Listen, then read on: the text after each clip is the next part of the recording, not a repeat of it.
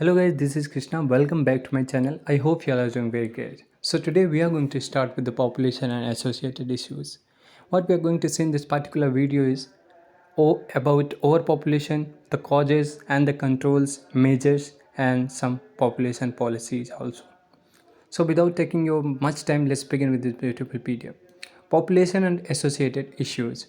As we all know that population is something the total number of the humans currently living in this planet, right? So ये population हो जाता है और population बढ़ना और population होना, देखिए पॉपुलेशन होना ठीक है, लेकिन पॉपुलेशन ओवर पॉपुलेशन जब हो जाती है ना, तब वो इश्यूज़ क्रिएट करती है, तब उसमें प्रॉब्लम्स आने लगती हैं, ठीक है। क्योंकि ओवर पॉपुलेशन हो जाएगा तो इन्वायरमेंटल डैमेज देखने को मिलेगा, ठीक है, और फूड रिसोर्सेज में दिक्कत देखने को मिलेगी, और जो कुछ सीरियस प्रॉब्लम्स हैं लाइक डिजीज़ेज़, ये सारी चीज़ें हमें देखने को मिलेंगी, ठीक है। तो हम बिना ज़्यादा समय ना लेते हुए हम डिस्कस करते हैं इसके कॉजेज़ की, कि ओवर पॉपुलेशन के एक्चुअली कॉजेज़ क्या क्या हो सकते हैं।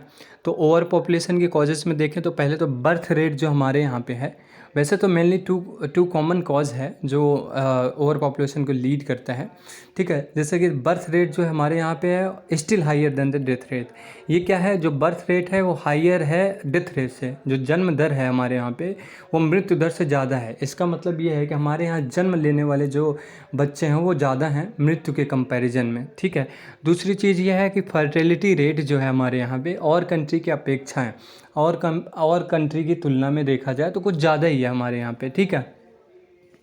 और अर्ली मैरिजेस भी एक कारण हो सकते हैं, क्योंकि हमारे यहाँ पे क्या है, बहुत पहले से ही सारी चीज़ें चली आ रही हैं और आजकल भी देखने को मिलता है कि अगर जल्दी शादी होती है, लेट सपोज़ कि अगर एक फर्टिलिटी पीरियड होता है, मान लीजिए कुछ ऐसा कि 18-20 से 45 साल की उम्र तक ऐसा हो सकता है, मान लीजिए लेट सपोज। तो अगर शादी पहले होती है then there are a very high chances कि जो टाइम पीरियड मिल जाता है ना वो कुछ ज़्यादा होता है। तो इसमें क्या हो सकता है, जो पॉपुलेशन बढ़ने के ज़्यादा चांसेस होते हैं, ठीक है। अगर वहीं पे 30-32 साल 30 साल तक में शादी होती है तो टाइम पीरियड कम हो जाता है, रिड्यूस हो जाता है, 10-15 साल का गैप होता है, तो उसमें लोग ज़्यादा ऐसी सारी चीज़ें नहीं होती हैं, ठीक है। तो इस तरह से अर्ली मैरिजेस भी थोड़े इसके कॉज में आ जाते हैं ओवर पॉपुलेशन के। Poverty and illiteracy, poverty indirectly तो आती ही है, लेकिन इलिटरेसी तो डायरेक्टली रोल प्ले करती है।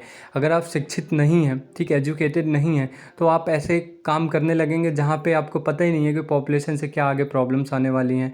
आप अपने बच्चों को कैसे आगे लेकर के चलोगे, उनका शिक्षा दीक्षा, उनका पहनावा रहना खाना, ये सारी चीज़ों को कैसे मैनेज करोगे, ठीक है। आपको लगेगा केवल बच्चे पैदा करना ही बहुत बड़ी उपलब्धि है, ठीक है। तो इस तरह से जब आप शिक्षित नहीं होंगे, समझेंगे नहीं, तो ये सारी चीज़ें होंगी, ठीक है। और दूसरा एज ओल्ड कल्चरल नॉर्म्स हमारे यहाँ पे है। जो हमारे यहाँ पे पुरानी परंपराएं हैं कि बहुत पहले का मानना है कि ऑपरेशन नहीं किया कराया जाना चाहिए, ठीक है, वो बहुत पहले के मानना है। ये सब हमारी एक नॉर्म्स बनी हुई हैं जो सोसाइटी की, वो सब की वजह से भी आजकल लोग जो पुराने प्रिमिटिव सोसाइटीज़ को फॉलो करते हैं वो ऑपरेशन नहीं मानते हैं, ना वो फॉलो करें, ठीक है। उन्हें लगता है कि ये ईश्वर कि वो है, वो तो ठीक ही है, लेकिन हमें देख करके चलना चाहिए कि द बेस्ट चीज़ हम अपने बच्चे को दे सकें, ठीक है, और हम अच्छे से रह सकें खुद भी। तो वो सारी चीज़ें देख करके चलनी चाहिए, और जो ये कहीं ना कहीं लीड करता है ओवर पॉपुलेशन में। इलीगल माइग्रेशन भी एक प्रकार से कॉज हो जाता है, क्योंकि इलीगल माइग्रेशन जैसा कि हम देखते हैं, अभी अभी सीमा हैदर का केस देखें, मतलब हमारे यहाँ पे माइग्रेशन इस तरह से है कि पाकिस्तान से भी लोग आ जा रहे हैं, ठीक है। तो आप समझिए कि वो जो रोहिंग्या बांग्लादेशी और इधर उधर के जो लोग हैं उनका माइग्रेशन इंडिया में किस तरह से होता है। आप समझिए वो जहाँ पे माइग्रेट करते होंगे तो उनका मेन पर्पज़ ही यही रहता होगा ना कि जब वो लोग आएँ तो वहाँ पे पॉपुलेशन इंक्रीमेंट करें अपने खुद के, क्योंकि जब उनकी पॉपुलेशन होगी तो वो डोमिनेट कर सकेंगे, आराम से रह सकेंगे। तो कहीं ना कहीं ये इलीगल माइग्रेशन का भी एक कॉज हो जाता है ओवर पॉपुलेशन, राइट। इफ़ेक्ट्स की बात करें, ओवर पॉपुलेशन क्या इफ़ेक्ट्स देखने को मिलेंगे, जैसे कि ज़्यादा पॉपुलेशन होगा भाई तो अनएम्प्लॉयमेंट होगी, सरकार सबको एक साथ जॉब तो दे नहीं सकती, तो इसलिए अनएम्प्लॉयमेंट का दायरा बढ़ जाएगा। मैन पावर यूटिलाइजेशन भी देखने को मिलेगा, इंफ्रास्ट्रक्चर पे प्रेशर बढ़ जाएगा, ठीक है, ओवर पॉपुलेशन से। रिसोर्सेज यूटिलाइजेशन में दिक्कत आने लगेगी अगर ओवर पॉपुलेशन है, ठीक है। जहाँ पे मान लीजिए कि एक घर में है 10 किलो आटा 10 किलो चावल लग रहा था, जब ओवर पॉपुलेशन है उस घर में 3 लोग थे तो 10 किलो आटा कम से कम 10-12 दिन चल रहा था, वहीं पे 15 लोग हैं तो वो आटा 2 दिन में ख़त्म हो जा रहा है, ठीक है। तो इस तरह की चीज़ें हैं, रिसोर्सेज यूटिलाइजेशन में बहुत सारी चीज़ें देखने को मिल सकती हैं कि उस पर इफ़ेक्ट्स देखने को मिलेगा। इनइक्विटेबल इनकम डिस्ट्रीब्यूशन में देखने को मिलेगा। पॉपुलेशन ज़्यादा है, सबको एक समान पैसे नहीं मिल सकते, सबकी इनकम एक समान नहीं हो सकती, ठीक है। किसी को कम मिल रहे हैं, कोई ज़्यादा मिल रहा है, कोई क्या काम कर रहा है, सबको अपने अपने काम के अकॉर्डिंग मिलेगी, चीज़ें ऐसे दिक्कत देंगी, ठीक है। तो इनकम डिस्ट्रीब्यूशन में भी देखने को मिलेगा प्रॉब्लम्स। स्टेप देख लेते हैं कि जो पॉपुलेशन कंट्रोल के इंडिया में लिए गए हैं वो कौन कौन से हैं।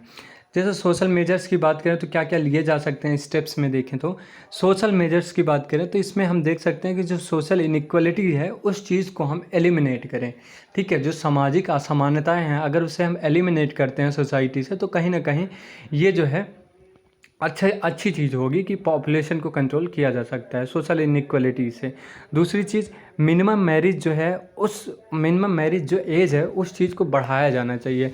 अभी मिनिमम मैरिज एज जो 18 साल के नॉर्म सेट हैं, ठीक है, तो उस चीज़ को बढ़ा करके 21 करनी चाहिए। अभी इस पे बात भी हो रही थी। तो इससे क्या होगा, जब वो लोग 21 से 22 साल की एज में शादी होगी, मिनिमम मैरिज की बात कर रहे हैं, वैसे तो आप कभी भी करिए, तो इस तरह से जब वो एक मिनिमम मैरिज एज फिक्स रहेगी, कम से कम वो लड़की एजुकेटेड रहेगी, वो अपने डिसीजंस ले सकेगी, फिनेंशियली इंडिपेंडेंट हो सकेगी, जॉब कर रही होगी, ठीक है। उसे पता होगा क्या चीज़ें करनी चाहिए क्या नहीं करनी चाहिए, कितने बेबीज सही होते हैं कितने नहीं होते हैं, मतलब उन्हें कैसे उनका आगे का फ्यूचर देखना है, वो सारी चीज़ें कम से कम वो अपना डिसीजन खुद ले सकेगी।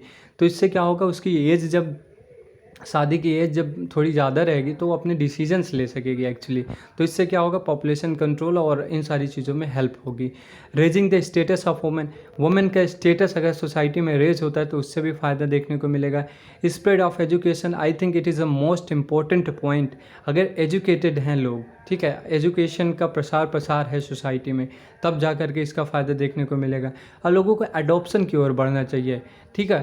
ठीक है, आप अपना अपना बच्चा तो अपना ही बच्चा होता है, लेकिन लोग अडॉप्ट करें। जो ऐसे पॉपुलेशन ऑलरेडी हैं जिनका कोई टेक केयर करने वाला नहीं है, अगर आप एक बच्चे भी अडॉप्ट करते हैं तो उनका भी भविष्य सुधरेगा, प्लस पॉपुलेशन कंट्रोल में भी हेल्प मिलेगा, ठीक है। इस तरह इकोनॉमिक मेजर्स की बात करें तो इकोनॉमिक्स मेजर्स में हम देखने को मिलते हैं जो एम्प्लॉयमेंट अपॉर्चुनिटी है अगर वो बढ़ाई जाती है, ठीक है, सब लोग का स्टैंडर्ड ऑफ लिविंग अच्छा रहता है ना, तब वो क्या करेंगे, इन सारी चीज़ों में भी हेल्प करेंगे, ठीक है। सबके पास अपने अपने एम्प्लॉयमेंट है, ठीक, सब कमा रहे हैं, ठीक है, तो सब अच्छी सुविधा अच्छा जीवन देना चाहेंगे अपने बच्चों को, ठीक है।